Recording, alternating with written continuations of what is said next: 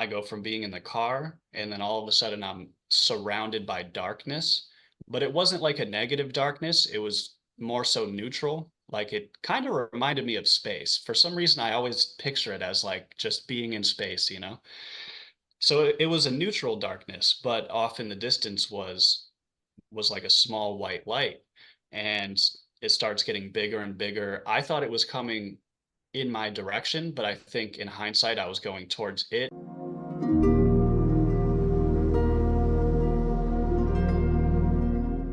Today, I'd like to welcome Dave Sledge to the show. Dave, welcome. It's such an honor and such a pleasure to have you here. Absolutely. Thank you so much for having me on, and I'm excited for our conversation. Me too. I'm so excited.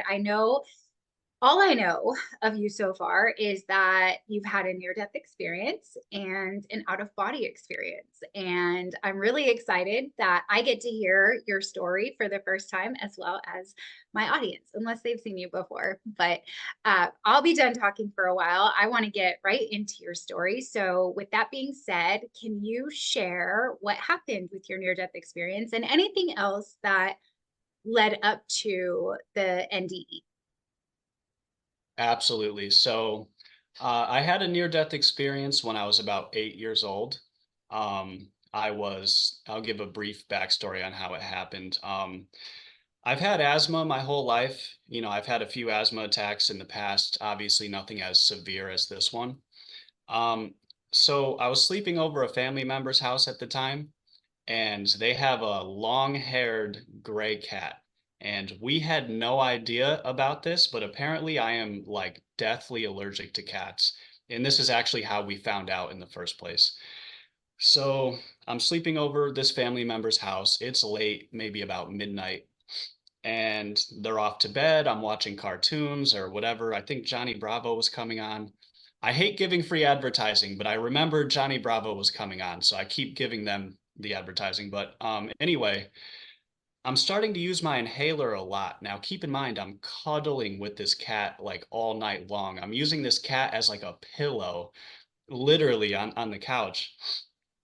And I start using my inhaler more and more. I must have used my inhaler, I mean, like 100 times. I ended up draining all of the medicine.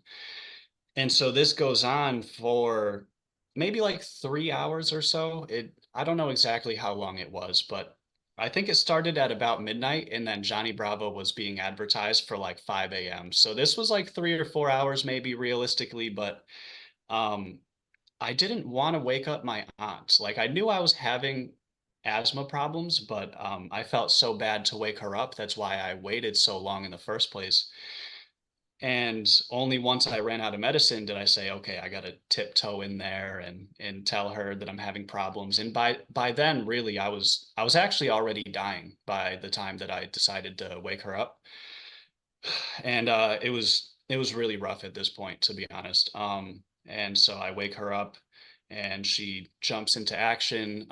Apparently, the plan was my grandfather has an inhaler, and he lives right up the road, like 5 minutes up the road. So I guess the plan was to try to go to their house and use his inhaler because I was out of medicine. Now, to be honest, I truly was panicking at this point because I knew his inhaler wasn't going to work. I mean, I just like fundamentally I knew this. So I was in some serious trouble at this point, and I just remember being in the car. So my last memory of being alive was in the car, but apparently we did make it to their house about 2 or 3 minutes later. I guess the story goes they met us outside on the front lawn. I tried to take a puff of his inhaler, and at that point fell on my back, went unconscious, whatever, and that's when they called an ambulance. I don't remember getting there. I just remember being in the car. I was in the back seat on the left-hand side with my head leaning against the window. I mean, I could barely hold my head up, and it was definitely the most traumatizing thing I've ever had. I mean, it's been years. I have a detachment from it now. I've obviously moved on, but realistically speaking, this was easily the most horrifying thing that I've ever experienced in my life. I've often described it as, when you can't breathe to that severe of a degree, it's like being trapped in your own body. Like there's literally nowhere to go. And I wouldn't wish it upon anyone. Um, but like I said, I moved on, so it's all good. I'm comfortable sharing the story. Um, and so yeah, so outside of what I saw on the other side, it kind of just goes from the car to the hospital. Now, as far as what I saw on the other side during my experience, to be fair, was brief. Um, I go from being in the car and then all of a sudden I'm surrounded by darkness, but it wasn't like a negative darkness. It was more so neutral. Like it kind of reminded me of space. For some reason, I always picture it as like just being in space. So it was a neutral darkness, but off in the distance was like a small white light, and it starts getting bigger and bigger. I thought it was coming in my direction, but I think in hindsight I was going towards it, or if there was like a magnetic pull of some sort, but we were going towards each other one way or another. And as this light gets bigger and bigger, now I could only see the darkness in my peripherals, kind of almost like the four corners. I don't remember if my vision was different than some people say it's like a 360 vision. Yeah. It seems like it was like cornering, the darkness was in the corners from my perspective. And as the light gets pretty much all the way up to me, it starts to be accompanied by a sound, and it was effectively music. It was these two notes. That's all I got, and it was at the very end of the experience. It sounded like a choir. I'm not a good singer, so I'm not going to try to recreate it, but it was beautiful. It sounded like an orchestra or a choir, and and then right when I heard those notes, it was just woke up in the hospital, and you know, I couldn't feel my body. Apparently, the story goes that they told my mother to say goodbye to me. So this is like how close to death. I mean, they literally said, "Say goodbye to your son. We're calling time of death in 30 seconds." That's what they told her. And so my heart had been shut down for quite some time, and my brain was shut down for quite some time for them to be getting ready to make that call. I have absolutely no idea how I woke up within that time frame. And to be honest, one thing I've always regretted, and I mentioned this the other day speaking with someone as well. I always wanted to like kind of seek out the doctors and like personally thank them one day, and I never have, and I don't know how I'm gonna find them, but the more I keep telling this story, I'm like, man, I got to see these people. Yeah. Um, but so that's the story of my near-death experience, and I understand what I saw on the other side was a bit brief. I'm not one to fabricate. There's a couple things that, I think might have happened, but I don't add them in there because who knows if it's a false memory. I kind of factor in for self-deception all the time in my quest for, the answers of what is consciousness, and Yeah. yeah, I so I actually though have a couple of questions about the experience, and I guess my first question would be, um, so you were very young, you were 8 years old. Did you have any like spiritual or religious influence in your life leading up to this point? And if so, what was that like? um technically speaking, I guess technically speaking, I grew up Catholic, but it wasn't really like, I don't want to get too personal as far as like family and stuff like this, but technically speaking, I grew up Catholic, but like, it wasn't forced upon me at all. I did like a first communion and I had no idea what it was or why I was there. I just knew I had to do it because that's what the adults said, right? And so there is technically that translates into like, I guess, Christianity, but at a certain point, when you start realizing, so I went to a Catholic school for 1 year. I've never told anyone this on a show before. I'll tell you this story. So in eighth grade, I stayed back because I wasn't doing my work, right? Because I was being a punk. And as punishment, my parents made me repeat the eighth grade in a Catholic school for that 1 year. And in that Catholic school, we would have religion as a class. every day. And it was, I think, um, really in that moment where I started thinking about it more and more. Whereas I wasn't a Christian by then. All the kids like knew I wasn't even religious. It was quite bizarre, to be honest. But it was fine, and it was an experience. Really, when I started sitting there, and there's a full grown woman teaching me in this religion class, and like, with all due respect to people's religions, when you start to realize, you're like, does this person actually believe what they're telling? Like, you know what I mean? There was starting to be that like acceptance that I like fundamentally don't believe these stories. And it was almost followed by like nervousness, right? Because what if they're right? And what if God hears me like thinking and all this stuff? So it's kind of interesting how it's all rooted in fear.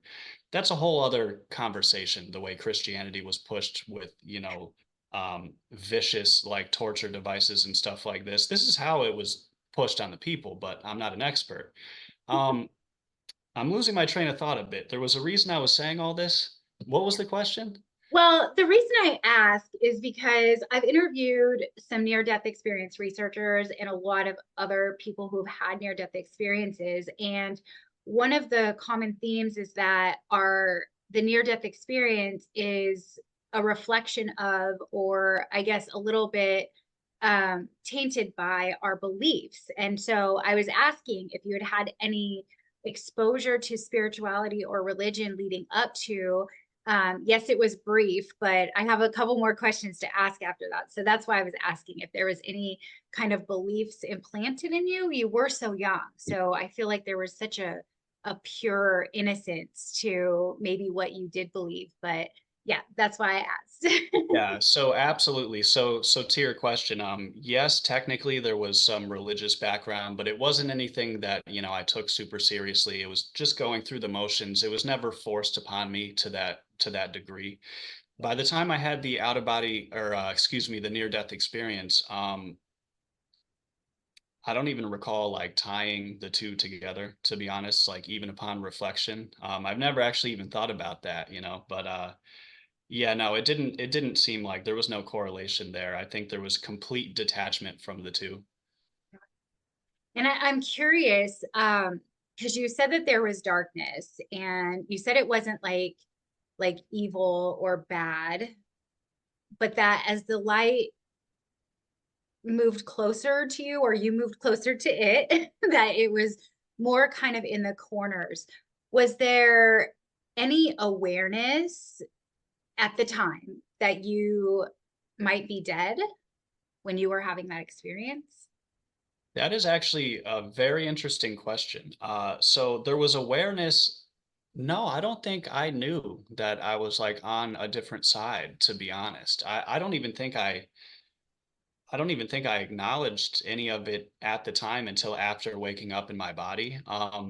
Upon reflection, I think it's interesting that like most of my senses seemed to be working. I mean, I didn't have a body and I couldn't, so I guess I couldn't have physical feeling, but like my vision was somehow working. I could hear the music, so my like hearing was working. But did I know that I was dead or dying at the time? No, I had absolutely no idea, to be honest. Yeah. And was there any desire to stay in that space? Like, were you upset when you woke up in your body at all?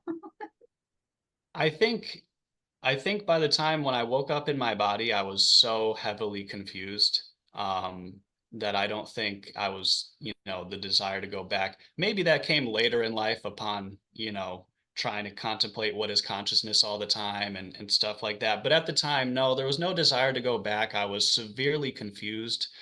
Um, as a matter of fact, when I finally started coming to, I don't know if this was hours later or not, but they were starting to try to test my cognitive state. They're asking me, what's your name? Where are you from?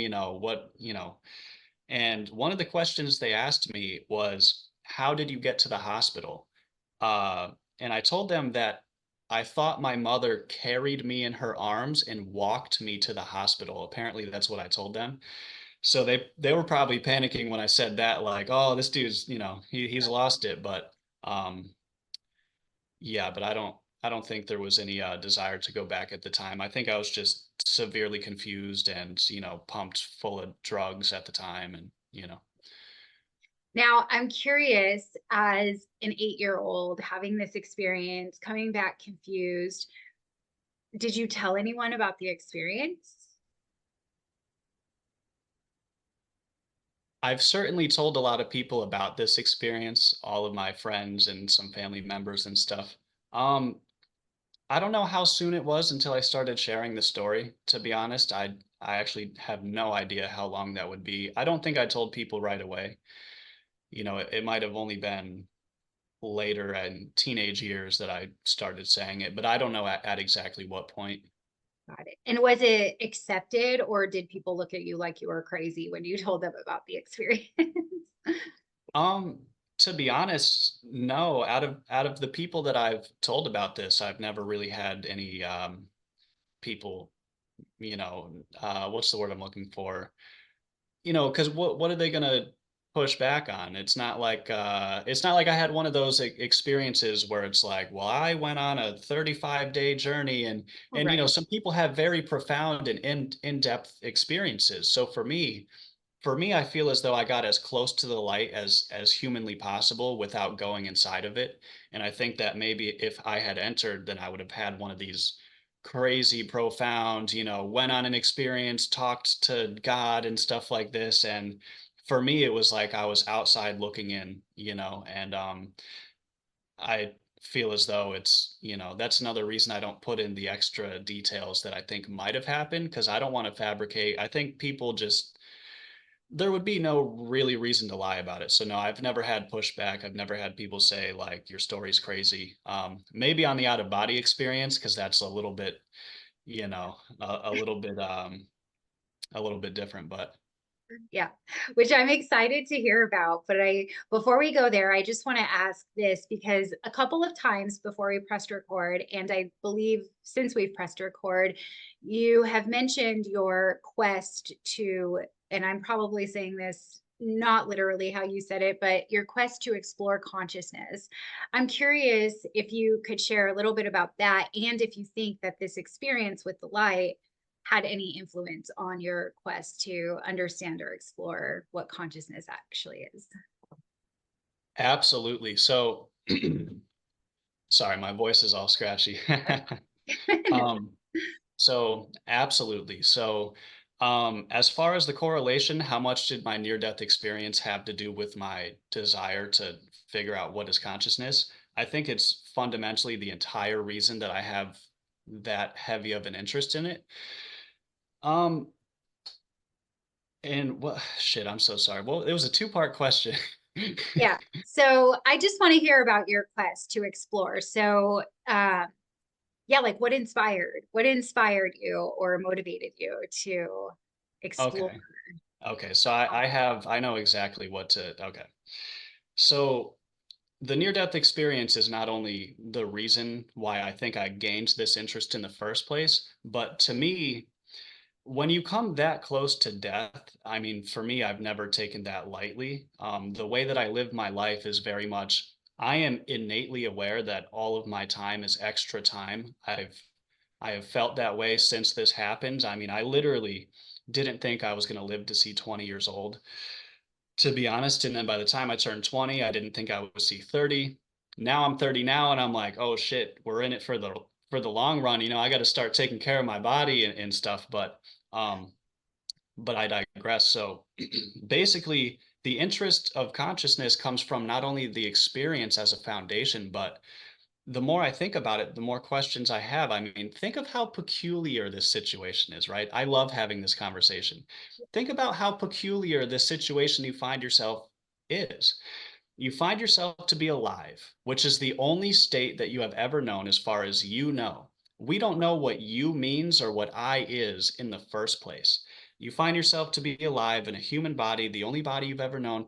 This goes this goes all the way up the ladder. And then you sit there and you say, okay, there's 8 billion human beings on the planet, but there's trillions of organisms living on our skin right now. So take 8 billion, the numbers really fascinate me as well. And actually, I derive some comfort from the numbers. to be honest. Maybe it's just my analytical thinking, but you got 8 billion human beings with 1 trillion microorganisms living on your skin right now. That's not even including the 2.16 million species that they have found and discovered on the planet. We haven't even found them all. So if you think of like the question of like, is it an unlimited amount of organisms that all live one time? I mean, some of these organisms live for like 35 minutes. It seems a little bit less likely that eternity goes by and then they live for 35 minutes in the body of a fruit fly and then eternity goes by and that's all they got. It seems like there's clearly something more going on here, and I'm not claiming I'm going to find it single-handedly, but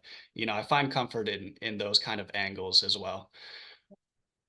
Wow, that's fascinating. I have been on a path of seeking truth for a long, long time. And that was inspired by getting sober and recovering from addictions. But to hear you say that, like, it just, it never surprises me how blown my mind can be. And I've never heard that perspective before. 8 billion people on the planet, 1 trillion organisms living on our bodies right now, and 2.16 million species. And then what kind of organism, like it just really blows out a whole different perspective of the question, what even is life? Right? Like, And that's only planet Earth as well, so keep that right. in mind. It's like it's so unfathomable, and like to be honest, it's funny because there could be times where it's stressful. It's a lot to think about, it's to a fair degree, it could be scary and like what's going to happen when I die and this stuff. But to be honest, for me personally, I find if I dive in as much as I can and try to hit it directly, I feel like I feel better if I do that. Um, so it's fun coming up with theories and trying to piece it all together. And sometimes you got to take a break from it as well. Yeah. Well, let me ask you this. So I'm curious what your thoughts are or what your perspective is, because we just like dissected, how many species are on the planet. And yet there's this whole truth or idea, whatever, from whatever level of consciousness you're coming from, that we are all one. So what is your perspective around all of us being all one? So I think about that one a lot.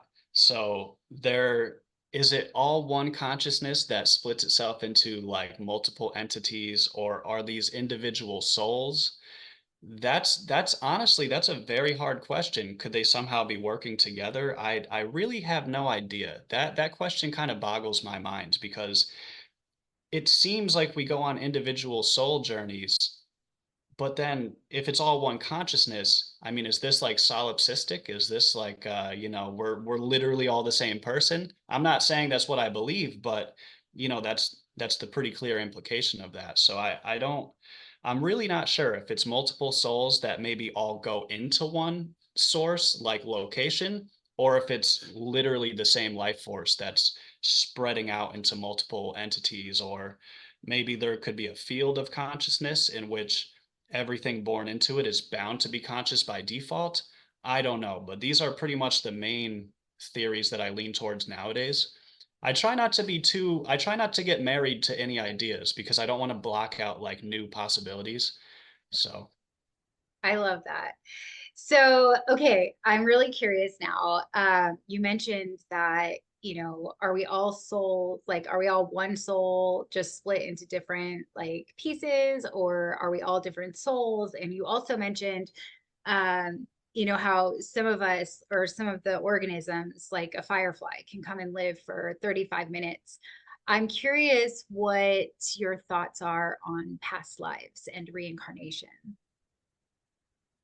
I think that sorry, I keep you want to give me 1 second to take a sip of water? I got a scratchy Absolutely. throat here. I'll take a sip too.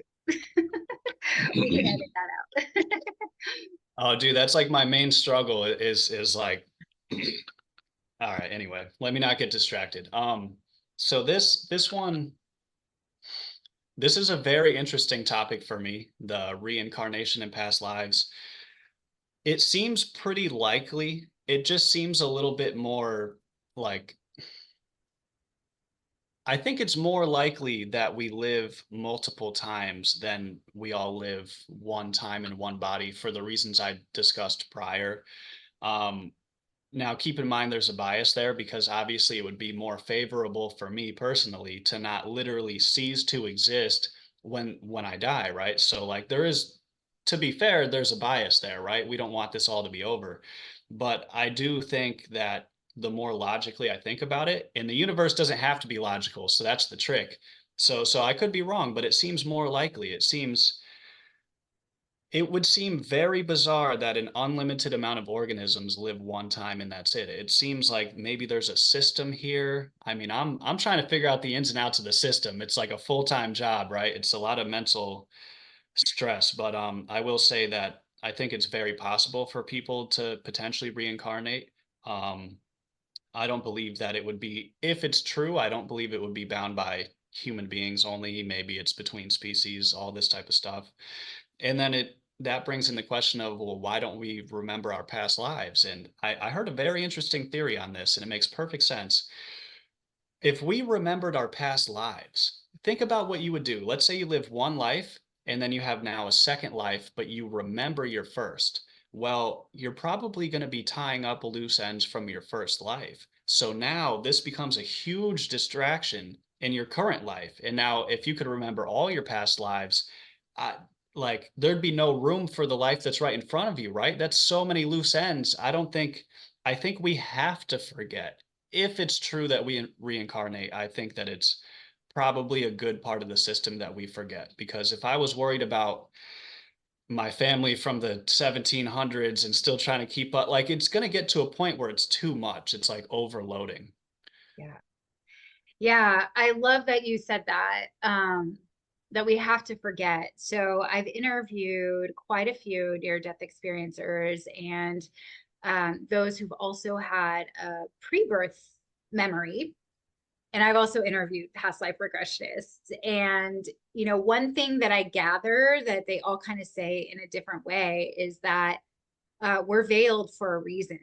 Like, if we could remember the other side, which, they describe as, they say that there's no words to describe it, but that it's all love and there's just pure joy and you can pretty much manifest anything you want as you think about it. It's like if we were here in this reality, in these bodies, and we remembered that, it would be that much harder to be in this reality. Yeah, I think it would be very distracting. I've actually thought about that a lot. I said to myself, like, imagine if we figure out what is consciousness and all the answers to these questions, right? Is it the soul? If we had all the answers, imagine living a life right now, your life in your body, knowing exactly where you came from and where you're going. Now, I think there would be great benefits to that, but obviously I think there would be adverse effects as well, to where it is going to be not only distracting, but what the hell are you going to stay here for and keep, slaving away and paying your taxes for the corrupt system and this, type of stuff. I'll leave it at that. But it's like, of course, why it's going to be a serious distraction. And to be honest, I'm not an expert on human behavior, but I will say, like, if you knew fundamentally that you were, let's say, hypothetically going to live again after this life, well, yeah, I think there would be severe adverse effects, at least in the short term, right? Because people are going to say, okay, well, I'm just going to start over now because they don't like a couple things going on in their life or something. I think yeah, that's an interesting one. I've thought about this all the time. Like if I just knew exactly where I was going to go, how much more comforting it would be for me in my life. But then how different would my life be? Would I be doing half the stuff I'm doing now? Like I might just only skateboard and like quit my job and like you know what I mean? It's like there has to be structure. Yeah, for sure. And, one of the things that I get over and over and over again from the people I interview is that, we're meant to forget because we wanted to be in this experience. We wanted it to be hard. We wanted there to be a delay. we wanted to, experience these things that from a human perspective, we look at and might say, wow, this sucks. or, or this is really difficult. And from, an eternal soul perspective, we're looking at it saying, wow, we really want that. I want to know what that feels like. Well, that is very true. So, if you're hypothetically speaking, if you're existing in like an all-knowing, all-loving, perfect place with no reference points, it's kind of there's the angle of reference points and experiences. Like if you don't know what temperature is, how can someone explain to you what hot and cold is, right? And then if you're also on the other hand, if you're sitting in like absolute perfection for X amount of time, you might eventually want to, experience something. And from that perspective, you're like, well, no, I want to go do that. And then sure, when you come here, it's like, oh, this is a lot harder than I thought. I didn't know what all this was actually going to feel like. Like things are painful and things are tough. And but I suppose if you were sitting in absolute perfection, you would eventually want an experience, right? So maybe we're just kind of like adventurers. Yeah. The contrast. We all wanted the contrast. I want to make sure that we have plenty of time to talk about your outer body experience. So I'd like to switch gears and ask you to talk about that so we can get that in before we close. Absolutely. So I had an out of body experience like 7 months ago. And before I even tell this story, I was so thankful and grateful for this experience because after a brief near death experience, I have more questions than answers. It was almost seems like a gift. Now, keep in mind, I do believe in coincidences, but it was almost like I was gifted this one, right? So I was going to sleep about 7 months ago. And what happened was there was a very loud noise that, okay, how do I say this? There's a bit of a premise to this, and it's very brief, okay? So bear with me. A few years ago, someone tried to break into my apartment. And the reason it's relevant is because when I had this out of body experience, this plays into, I have a theory on exactly how I left my body, and it all plays into each other. Ever since someone tried to break into this apartment, when I hear that hallway door open, I go on high alert, right? Like my ears, I listen very closely just to make sure I know I hear them go into another apartment. The reason that's relevant is because my out of body experience was started from the sound of that door opening because it's like a sticky door, so it pops and it's loud. And I was going to sleep, and I was in that halfway. I had just laid down 5 minutes ago. I was in that halfway state of consciousness between conscious and unconscious. I believe the conditions were just right. I couldn't recreate this if I tried because I think it could be recreated, but if I know that it's coming, it takes the shock factor out of the equation. I think I was shocked to such a severe degree that I left my body. I heard that hallway door open and I shot up faster than I ever have before. And for some reason, I was like riddled with fear. There was so much fear involved. Like I could feel it through my whole body. And and then I hear a woman's voice in the hallway, and I knew that it was my neighbor. So now the threat was neutralized. There was no threat. The fear washed away from me. It was like a physical sensation. It was crazy. So once I know there's no danger out there, I laid back down. And once I was laying on my back, that's when I realized I was out of my body because I was still floating above my bed, like 3 feet above my bed. And I thought to myself consciously, number one, I said, holy crap, I'm out of my body. It was wild. And I was descending. It was the slowest descent ever. It took like 15 seconds to descend like 3 feet. I had no control over the speed of the descent at all, but I knew that I was out of my body and it was so bizarre.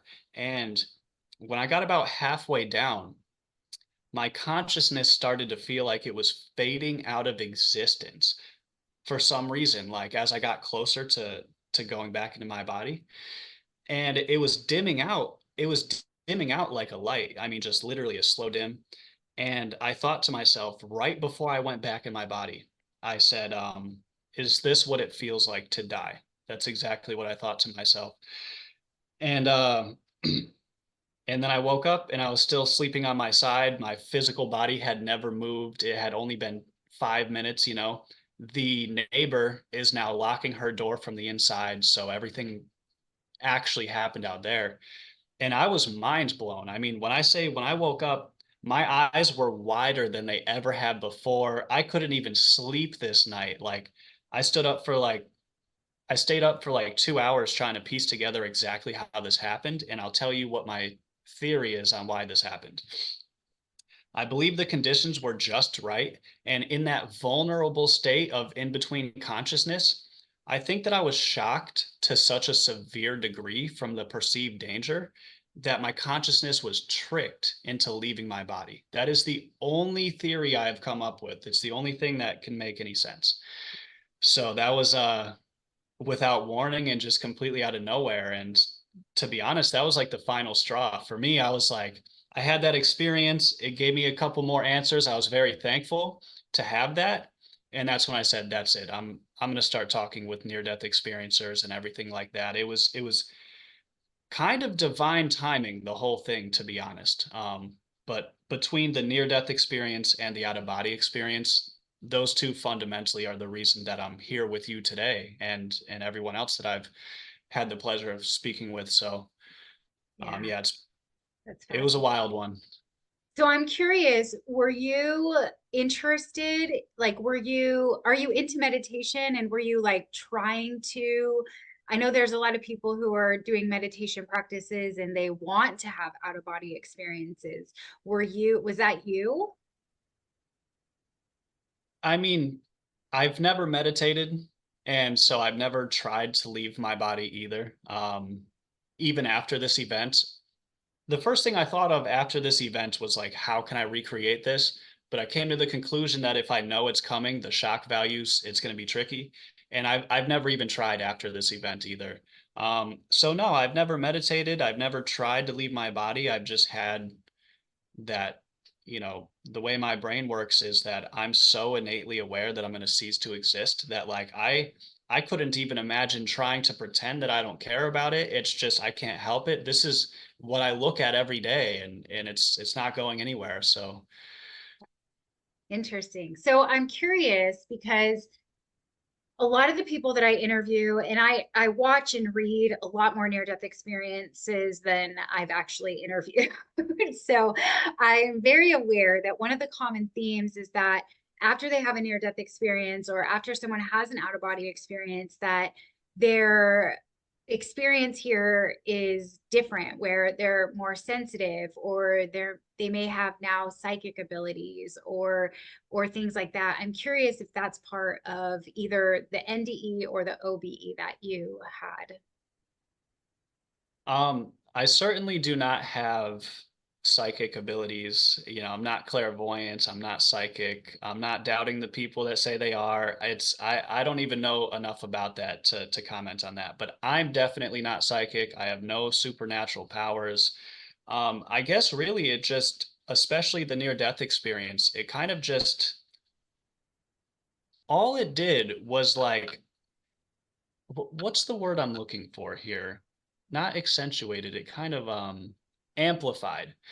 Really all it did was amplify my understanding that like not only are we going to die, but like we don't even know on what grounds we are alive. This is the most bizarre situation to find yourself in. And then I'm just left with this like unquenchable desire for more answers, and that's all I know. But no, I have supernatural powers? No, I just have a lot of questions and the will to kind of try to look into it myself as much as I can and put theories together and have fun doing it. And at this point now, of course, speaking with near death experiencers as well, and it's like yeah, I'm just a regular person, no supernatural powers. I do think that we have more senses than we're taught about.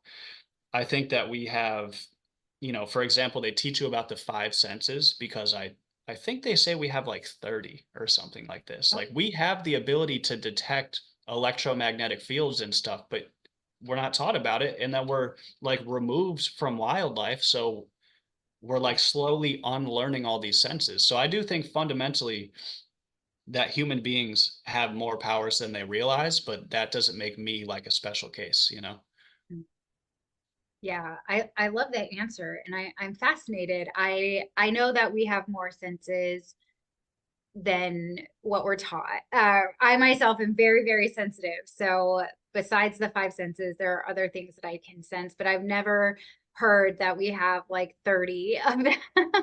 Well, And I don't know the exact number, but you know, I heard it was like 30 or 36. I know yeah, electromagnetic fields is one of them. I'm not an expert on it, but we certainly have more than five. And you know, I think if we stop kind of like detaching from reality in a way that humans live, I mean, we don't even look at ourselves as wild animals, but like that's not even true. You ever like watch footage of like a gorilla or a chimpanzee? It's like when you look into their eyes and they'll laugh at your jokes. yes. You ever watch if you show a magic trick to a chimpanzee and they start laughing and you look in their eyes and you're like, wait a minute, this is a real person I'm looking at. Like it's really I would encourage everyone watching to like go look at footage of gorillas, look at them in the eyes and understand we're not separate from wildlife. These are actual people as well. We have this idea that we're different. No, we're wild animals that just so happen to be,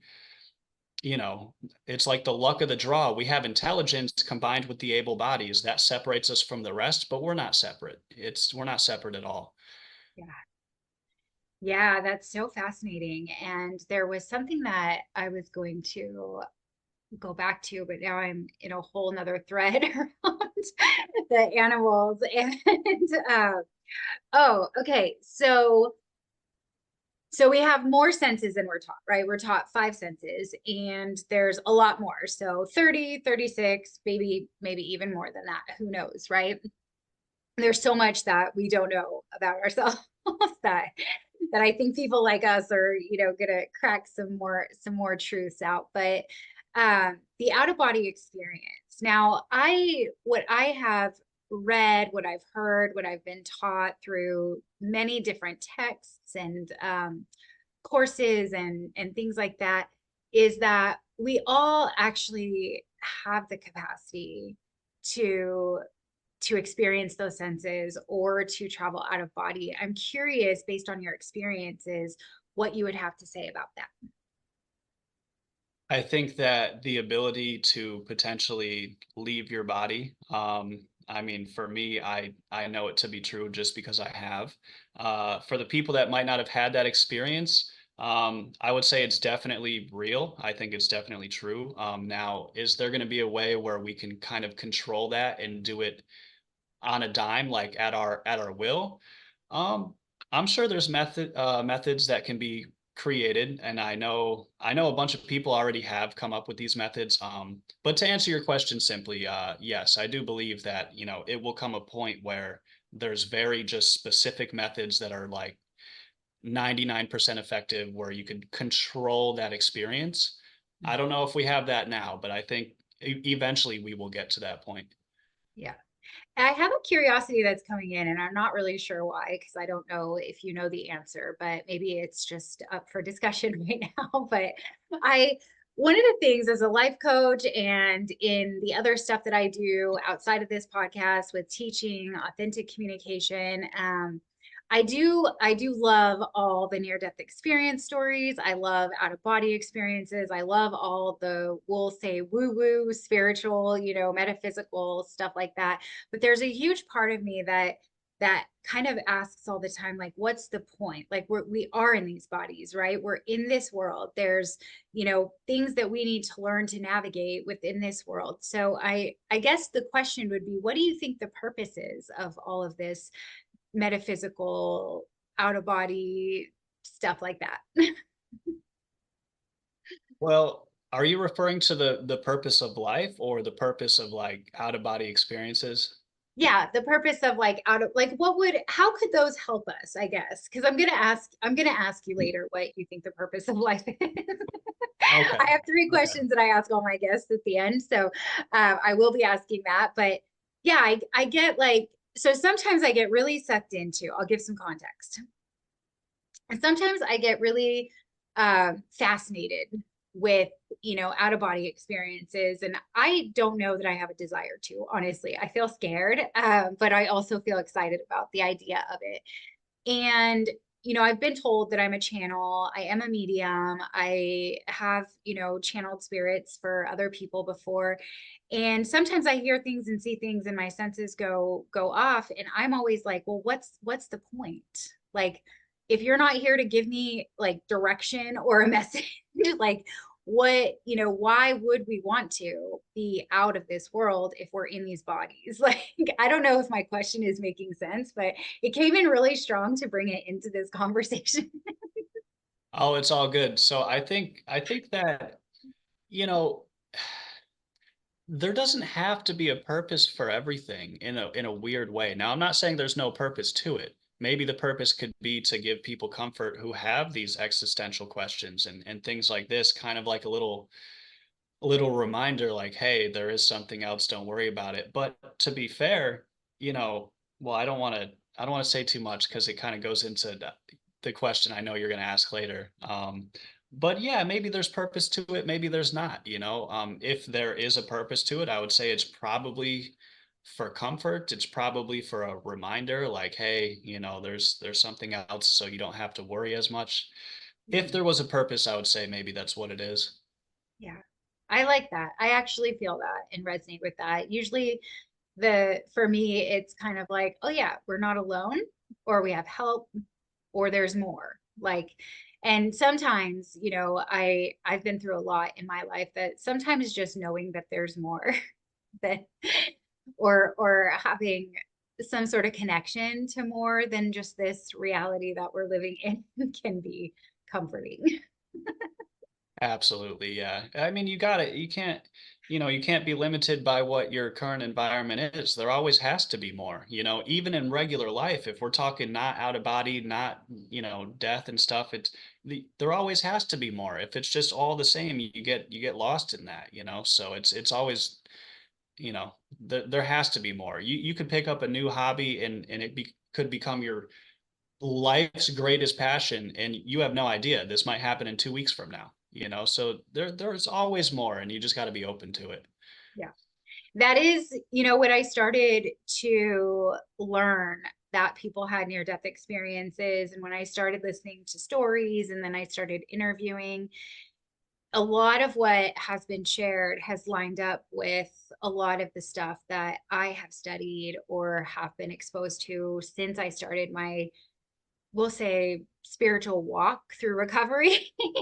And it is comforting and it does feel good. And I resonate with truth. And I don't really even know, actually, as we're having this conversation, like what that even means, because there's infinite possibilities and infinite potential. But there is a resonance with these things that, just even though I can't explain it, they bring comfort and a feeling of purpose of some sort. So I know we've been chatting for a while. Yeah, I feel like I could just sit here and talk to you about all of this stuff forever. Like, I love how your mind is so analytical and like mine is so feely. And so like where the two places meet, I feel like there could be a lot more. So maybe we'll have a part two sometime and pick a different topic or just get on and talk about whatever comes up. Oh, I would absolutely love to. Yeah, I think we complement each other for sure. And Yeah. look, I've been meeting a lot of great people, but I mean this sincerely to you individually. Like you're fucking rad. Like this is awesome. I think we're gonna do great things together. So I'm sure we could Yeah, I would love to explore more of these topics. I could dive into so many different things. And I've spent, I've been in recovery since, so I went to treatment for an eating disorder in 2008. So for 16 years, I've been, that was what popped me open. I've had brushes with death, but I've never actually died. So that's what popped me open. I started learning about oneness, and that's what got me into this whole um, path of finding the truth. And then I got sober and it just has been building, and so I love wow. like all of this. Yeah, so we'll have to schedule a part two, but I'll be on your podcast, so we'll be able to do it again then, and then we'll figure out what's from there. So I'll just ask you the three questions. Okay, sounds good. Okay, so I have three questions that I ask all my guests. And the first question, I'm really excited to know what you would have to say about this.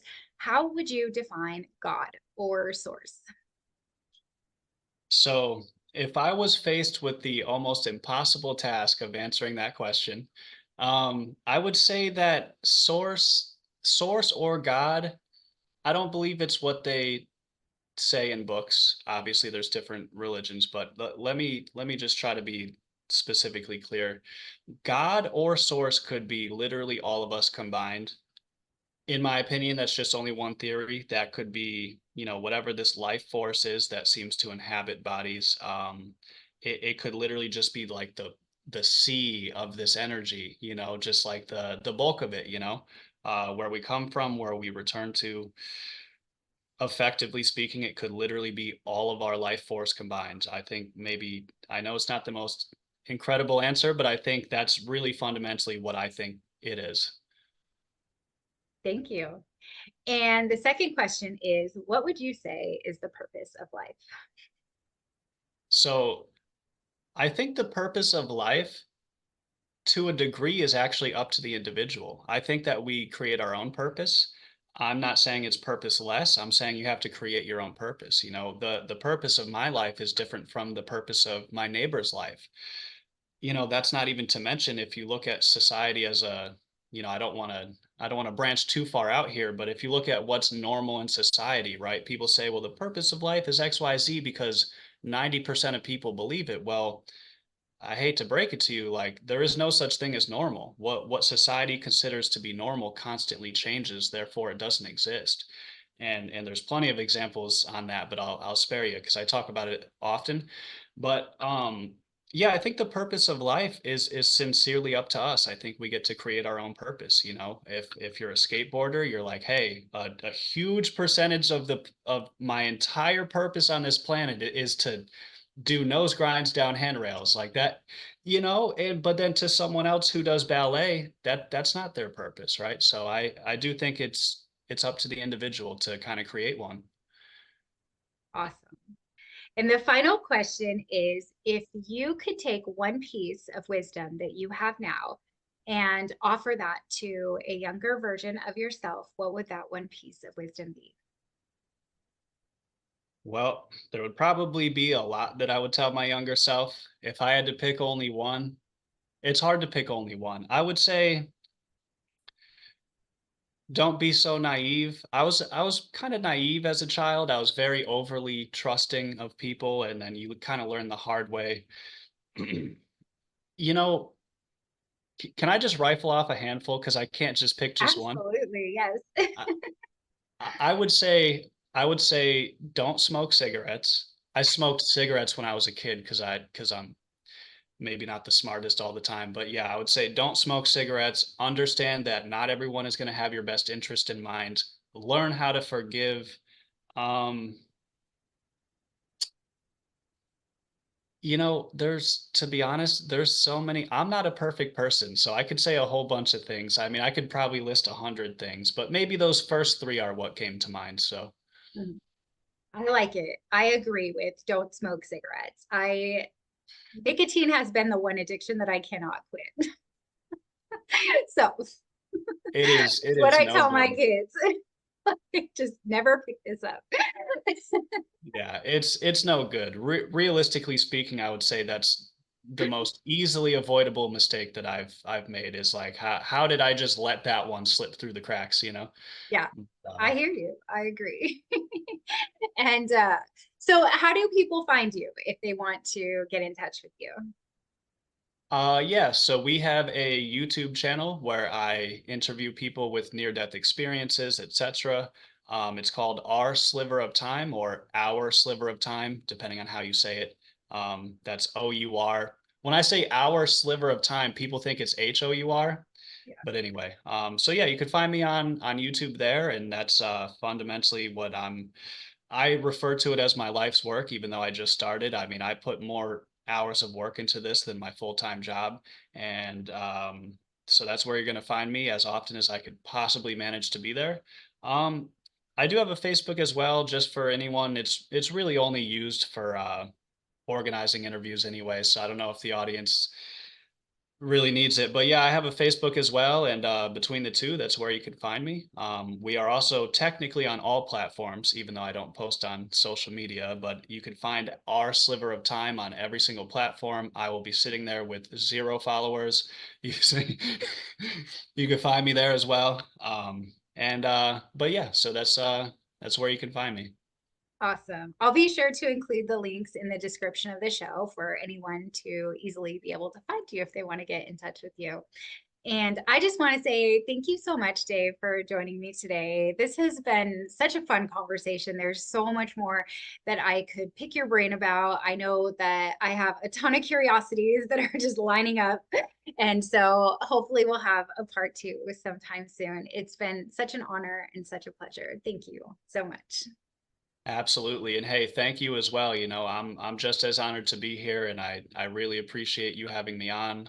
It's been an absolute pleasure meeting, beautiful and amazing minds such as yourself. And I really do genuinely appreciate your time. So this has been awesome. And yeah, I think we could probably speak in the future. So we'll keep it in mind.